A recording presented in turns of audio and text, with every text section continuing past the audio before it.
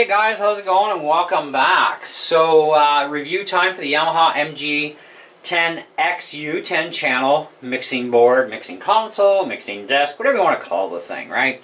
It's a preamp board, so there's no amplifier in this. You will need an amplifier and a set of speakers, or you'll definitely need a set of bi-amped powered speakers or PA speakers, however you're going to hook your sound up. Now in the studio in here, I really didn't need a massive mixer, okay?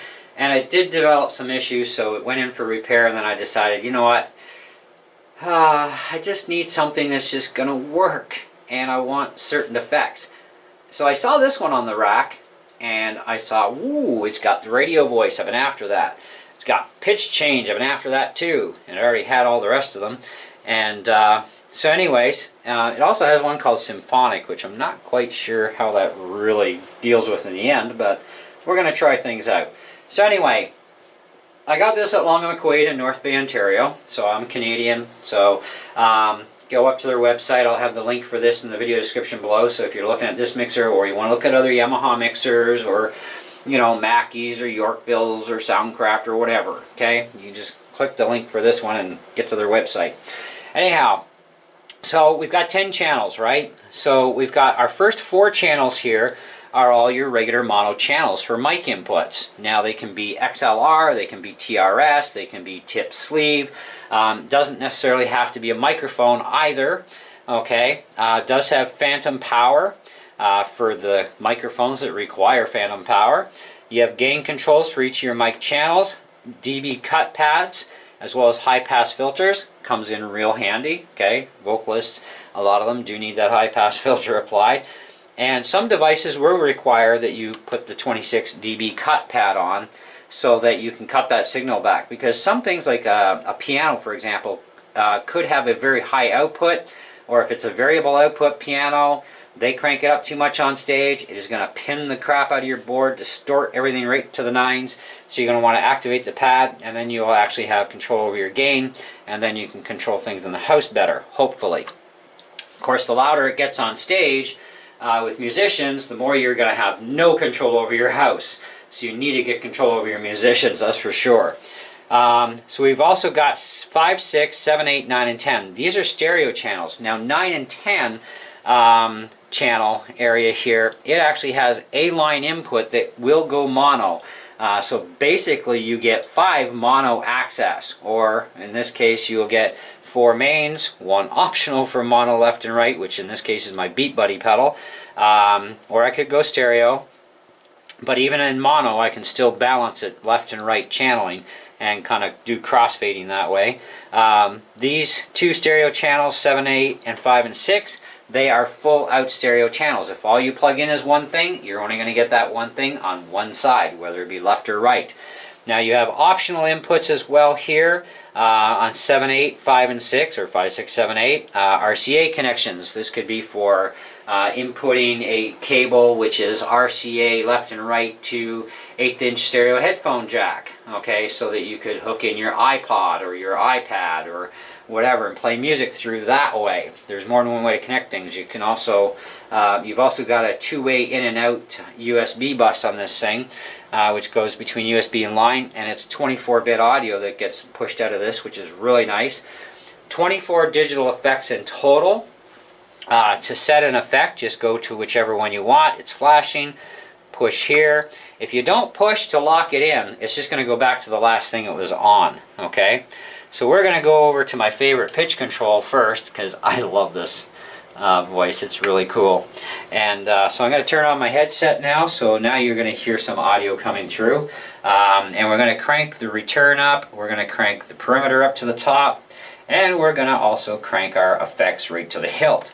Because I want to sound a little bit like Alvin and the Chipmunks, and there's nothing wrong with that.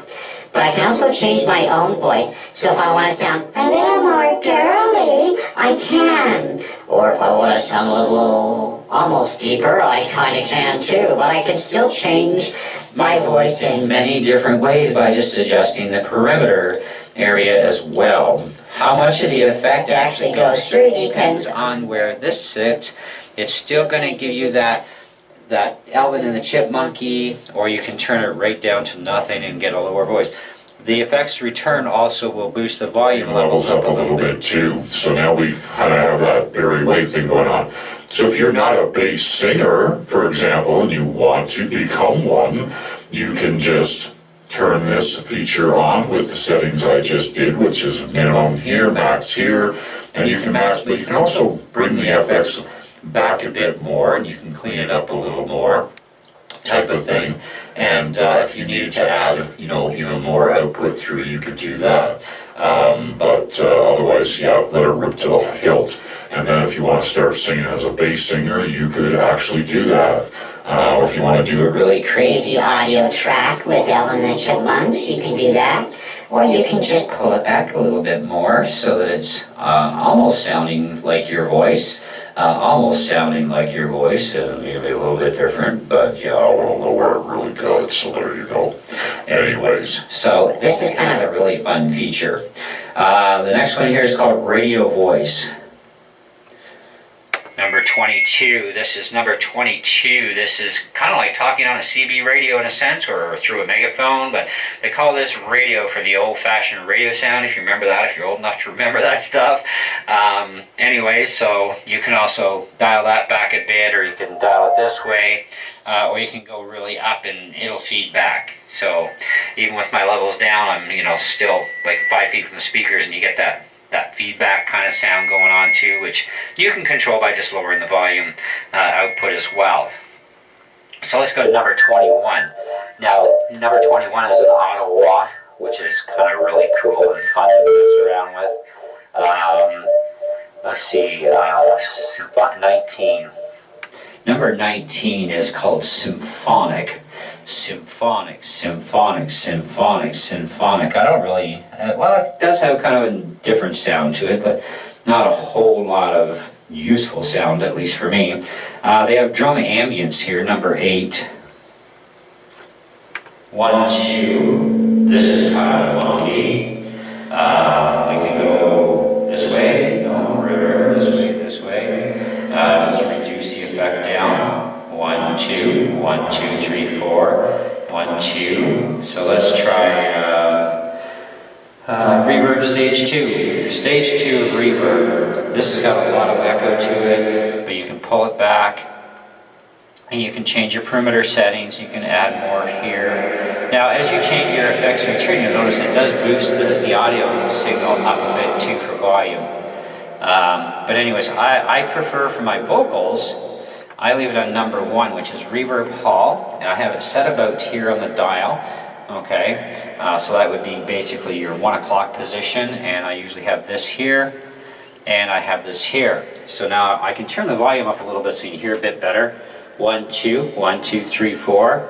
Now, when you're singing, you're not going to, when you listen to the playback, your voice will be a little wetter, like it should be for a vocalist. It's not going to be dry and dull and dead. It's going to have some accent to it that it needs, and vocalists need that on their singing voices. Okay, technically all vocalists should have a little bit of reverb. Some should have a little bit more than others, obviously, especially your lead should have a little bit extra over the rest of them. But when you're getting the other instruments involved and everything, that hall sound we're hearing, you're going to hear very little to none of that. What you'll hear is that the voice is going to sound much richer and fuller and better, right? So reverb comes in handy. Setting up your bass, mid, and treble. I've got an audio, audio video section to this video that's coming up next on this video for you to listen to, where I did a mix between my electric guitar plugged into my pedal board, which is into here, with an acoustic effect on the guitar and some little bit of chorus on it, a little bit of reverb on the guitar. Got the Beat Buddy going, and of course my vocals with a song that I wrote, and it's not a very long part of the track. It's only just a small sample section of it to give you an idea of the mix and a rough idea what you can kind of expect. And now that's without any further editing. I cut it in one track and no editing whatsoever. Alright, so it's just pure raw footage. I haven't tweaked anything. I did listen back to it through my studio monitors, which is the best way to listen back to your own recordings, because best quality of sound. I do know that I still have a little bit of EQing to do on my vocals. So anybody listening to this, you know, don't come down my neck too hard. I'm still working on this mixer for dialing things in just right the way I need them, but I got things pretty close, and I think I got the mix levels really accurate between how much drums should be there, how much guitar should be there, and how much vocal. And the vocal should always be over top all the instruments anyway, it's just not drowning them out. So I think I got it blended reasonably well, at least for this video.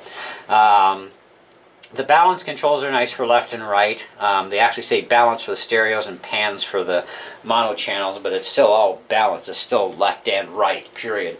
So you can do a lot of crossfading things as well with this. Now the mixer does not run on batteries. It does run on, you know, AC household current. It does come with a power supply for that.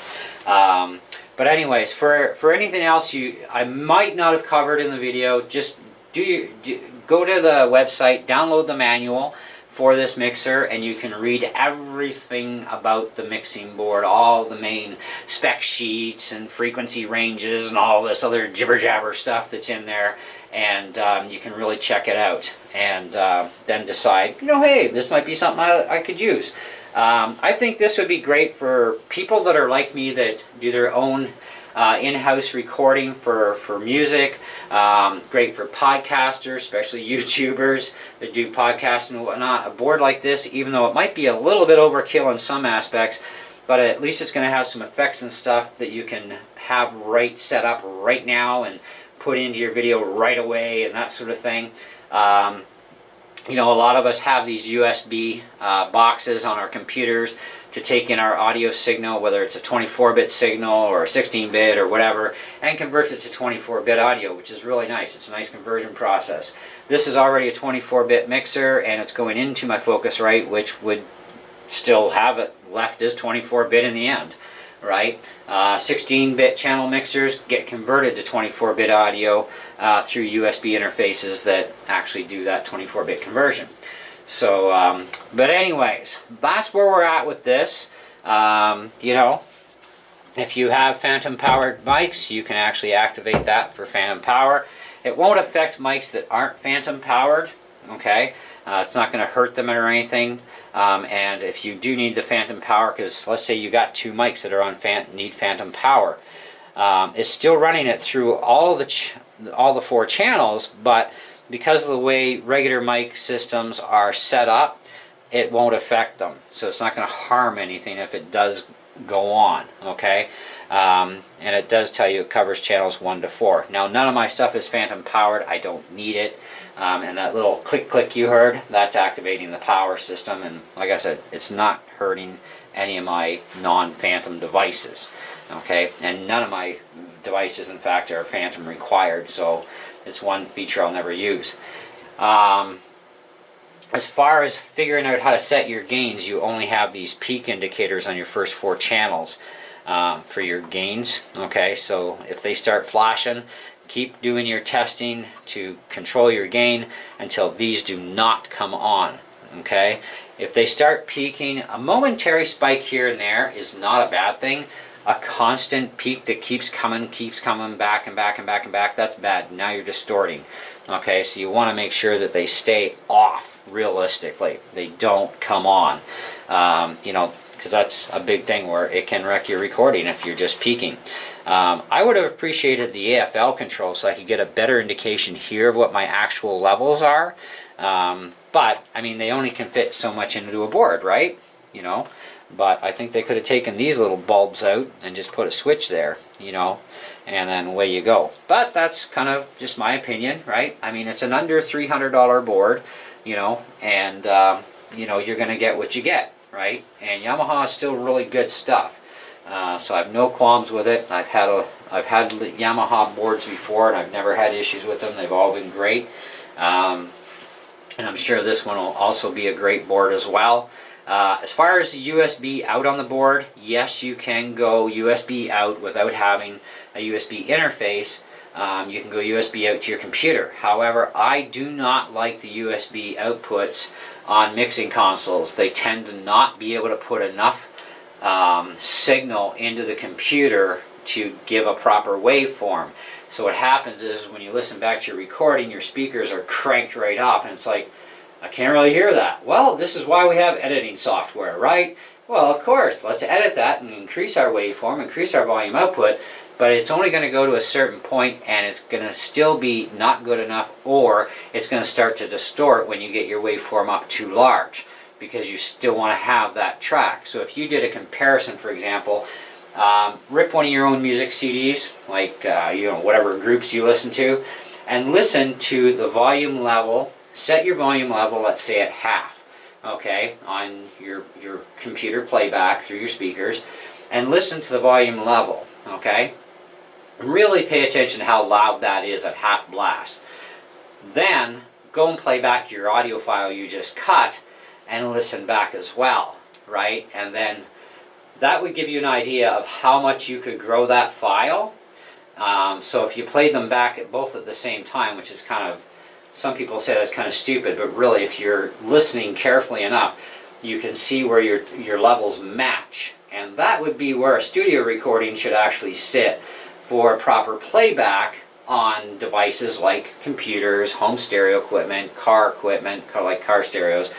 And so you could manipulate it that way. But if you're just taking wild guesses, you could end up distorting things and making it sound horrifying. So that's something to keep in mind. So the way I have this thing set up here with going my outputs to my input of my USB box, I can control my gains better, my waveforms are better, I'm not overblasting stuff, I'm getting perfect playback quality at what it should be. I've done my tweaking, so I know where it's supposed to be at, and that's another way of doing it too. It just depends on your usage and your setup for your board. Anyway, so we're going to cut loose here, and we're going to let you listen to the little bit of a track that I cut, a song that I've written, and you can hear what kind of, somewhat you can expect out of this. But that's, like I said, it's not been edited, there's been no refinement done to the video file with the audio in it or anything. It's just straight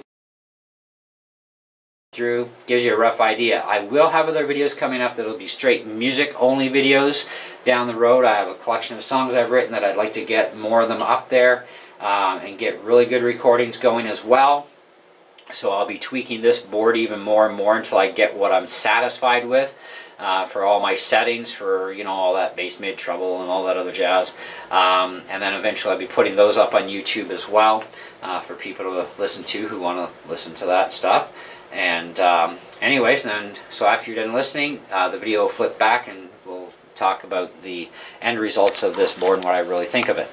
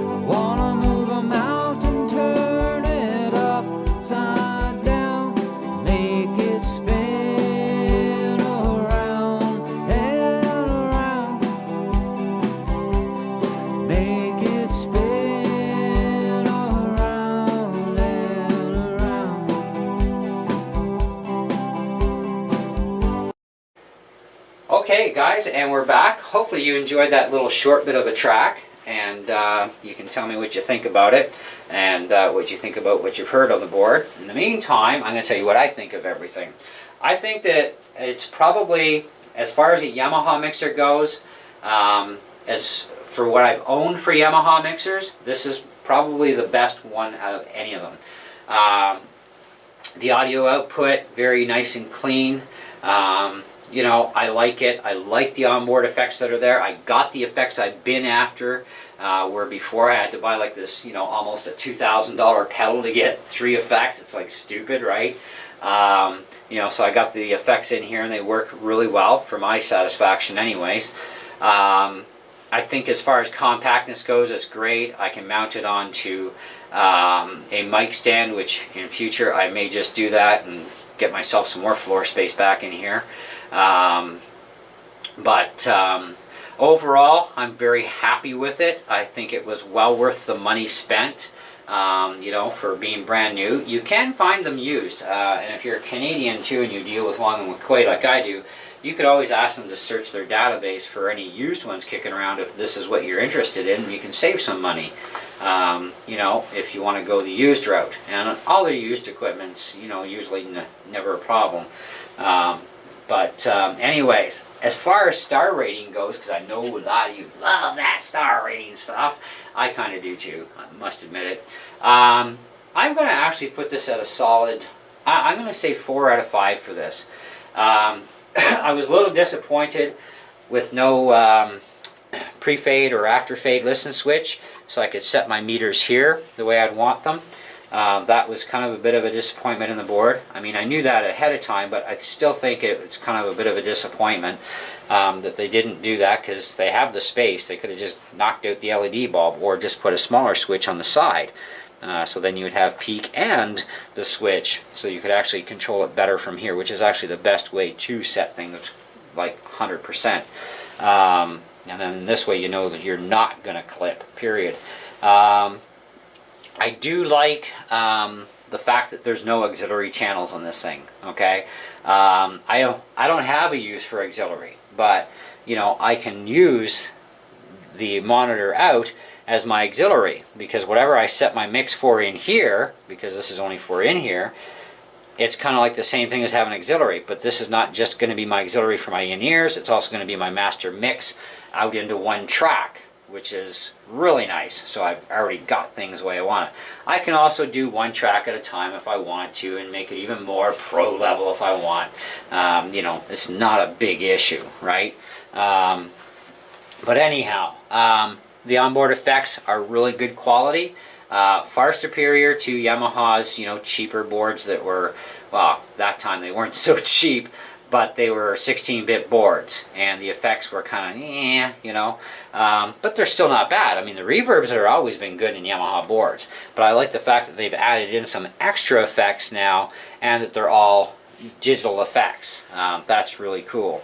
I like the fact that I can just, you know, I have a hard switch here instead of like a soft switch, so, you know, I know it's down and staying down and it's lit, you know.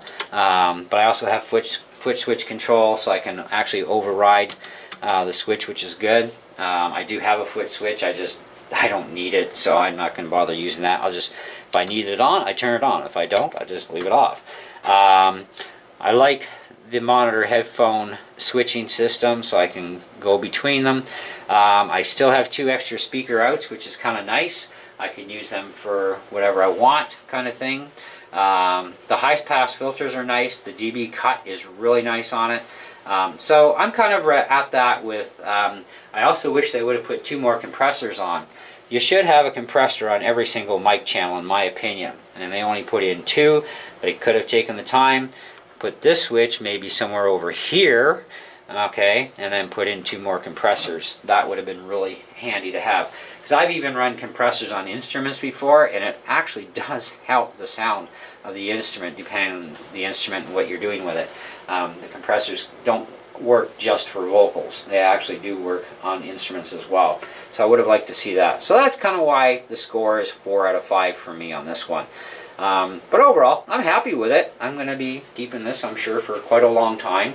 And it's not taking up much space, which is nice. you know, compared to that behemoth one I had. And I still have one set of inputs left that I can either run my computer through it and do a re-loop on my audio outs, or I will end up getting a keyboard that I've been looking at for a little over a year now. Been really eyeballing this really nice Yamaha keyboard, and do I really need it though? That's the thing, because I want to concentrate more on stuff that I need nowadays, not so much the want.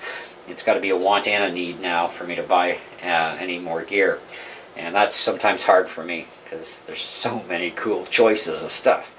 But in the meantime, that's it. That's all I got. So thanks for watching. Hope you enjoyed the video. Don't forget to download the manual from the Yamaha website if you want to know every single thing about this thing, because you can only cover so much in a video. And thanks for your patience too, for sticking around for the video, and hope you learned a lot as well.